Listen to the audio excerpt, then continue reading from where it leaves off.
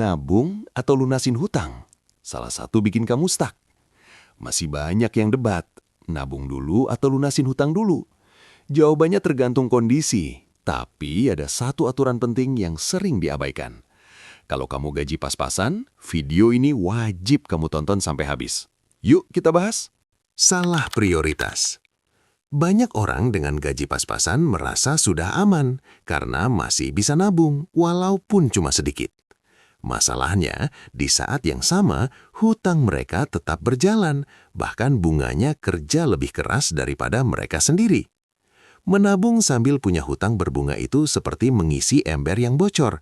Kamu bisa tambah air tiap bulan, tapi bocornya nggak pernah ditutup. Akhirnya capek, frustasi, dan ngerasa kok hidup gini-gini aja ya. Yang sering disalahkan itu gaji. Padahal akar masalahnya adalah urutan yang keliru. Bukan karena kamu gak disiplin, tapi karena kamu disuruh melakukan dua hal yang saling bertabrakan. Menyimpan uang sambil membiarkan uang kamu habis pelan-pelan. Kalau dari awal kamu salah langkah, mau kerja sekeras apapun hasilnya akan terasa lambat. Dan tanpa sadar, kamu masuk ke siklus. Gajian, bayar cicilan, nabung sedikit, ulang lagi. Jadi sebelum mikir berapa besar nabungnya, pastikan dulu kebocoran uangmu sudah mulai ditutup. 2. Enggak semua hutang itu sama.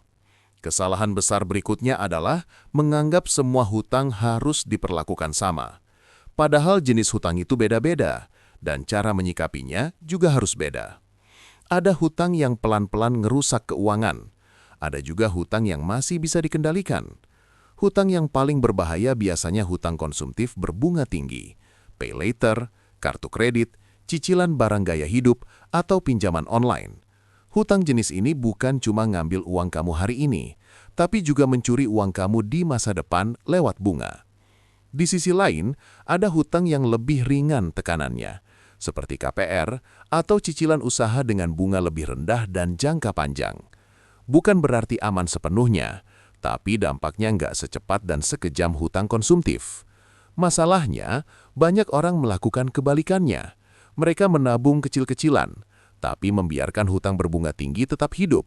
Padahal secara logika sederhana, kalau bunga hutang kamu lebih besar dari bunga tabungan, kamu sebenarnya sedang rugi tiap bulan.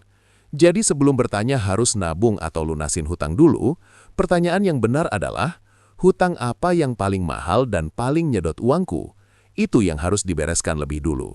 3. Nabung itu wajib, tapi jangan kebablasan. Melunasi hutang bukan berarti berhenti nabung sama sekali. Justru kalau kamu nol tabungan, sedikit masalah bisa bikin kamu balik ngutang lagi. Solusinya bukan nabung besar, tapi nabung kecil dan konsisten. Cukup 5-10% dari gaji sebagai pengaman. Fokus ke dana darurat awal, bukan gaya hidup. Tujuan nabung di fase ini cuma satu, biar kamu nggak nambah utang baru. Kalau utang mulai berkurang dan kondisi lebih stabil, baru tabungan bisa dinaikkan pelan-pelan. 4. Urutan keuangan ini yang paling aman buat gaji pas-pasan. Masalah keuangan itu sering bukan karena kurang uang, tapi karena urutan penggunaannya keliru. Apalagi kalau gaji pas-pasan, salah urutan dikit aja dampaknya bisa panjang. Urutan pertama yang nggak bisa ditawar adalah kebutuhan hidup wajib. Makan, tempat tinggal, transport, dan kewajiban utama lain. Kalau bagian ini belum beres, yang lain pasti berantakan. Setelah itu, sisihkan tabungan kecil lebih dulu. Bukan buat kaya, tapi buat pengaman. Dana darurat awal ini penting supaya setiap kejadian kecil nggak langsung berubah jadi hutang baru. Baru setelah itu, fokus besar kamu masuk ke pelunasan hutang berbunga tinggi. Di fase ini, tujuanmu bukan nyaman, tapi mempercepat keluar dari tekanan cicilan. Semakin cepat hutang ini berkurang, semakin besar ruang napas keuangan kamu. Banyak orang kebalik, mereka nabung terlalu besar di awal, sementara hutang mahal dibiarkan jalan. Hasilnya, kelihatan rajin nabung, tapi secara finansial nggak benar-benar maju. Setelah hutang berat mulai beres, barulah kamu bisa naik level. Nabung lebih besar, mulai mikir investasi, dan bangun masa depan dengan tenang. Ingat, urutan ini bukan soal cepat kaya, tapi soal bertahan dulu, baru berkembang. 5. Fokus stabil dulu, bukan cepat kaya. Di fase gaji pas-pasan, tujuan utama kamu bukan langsung kaya, tapi keluar dari tekanan hutang. Selama cicilan masih ngejar tiap bulan, nabung besar atau investasi terasa berat dan sering bikin stres. Begitu hutang mulai berkurang, keuangan terasa lebih lega dan terkontrol. Pelan-pelan itu nggak masalah. Yang penting kamu nggak muter di lingkaran yang sama. Stabil dulu, baru naik level. Kesimpulannya adalah, gaji pas-pasan bukan alasan keuangan kamu stuck. Yang bikin berat itu saat prioritasnya kebalik. Kalau kamu masih punya hutang berbunga tinggi, fokus utama bukan nabung besar-besaran, tapi menutup kebocoran dulu. Nabung tetap penting, tapi secukupnya sebagai pengaman. Setelah tekanan hutang berkurang, barulah tabungan dan masa depan bisa benar-benar dibangun. Intinya satu, stabil dulu, baru berkembang. Kalau kamu ngerasa selama ini kerja keras tapi hidup nggak maju-maju, mungkin bukan karena kamu kurang usaha, tapi karena kamu mulai dari urutan yang salah.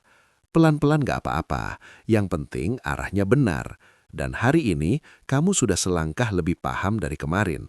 Kalau video ini ngebantu kamu, jangan lupa subscribe, karena di channel ini kita bahas keuangan tanpa sok kaya, tanpa teori ribet. Tulis di kolom komentar, kamu lagi fokus nabung atau lunasin hutang. Like dan share ke teman kamu yang sering bingung tiap gajian, biar mereka nggak salah langkah juga. Terima kasih sudah menonton, sampai jumpa di video selanjutnya.